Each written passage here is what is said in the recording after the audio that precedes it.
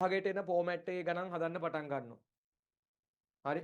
ඒ කියන්නේ අර ප්‍රසාරණය කරපු ගිණුම් කරන සමීකරණයකට ගනුදෙනු ආදේශ කිරීම කියන කොටස තමයි අද දවසේ අපි සාකච්ඡා කරන්න බලාපොරොත්තු වෙන්නේ. අනේ කොටස කරගෙන යන්න ඔයාට අනිවාර්යයෙන්ම අපේ නිබන්ධනය අවශ්‍යයි. හරිද ළමයි? අපි ඔයාලට නිබන්ධනය එවලා තියෙයි. හරි? ඒ නිබන්ධනයේ මේ මුල් කොටස අපි දැන් ආවරණය කරලා තියෙන්නේ. ගනුදෙනු සිද්ධි, වත්කම් වගකීම් හිමිකම් ඒවා සාකච්ඡා කරලා තියෙන්නේ. මූලික ගිණුම් කරන සමීකරණය කොහොමද බිහි වෙන්නේ කියන සාකච්ඡා කරලා තියෙන්නේ. අද අපිට අභ්‍යාස තියෙන්නේ. රයිට්?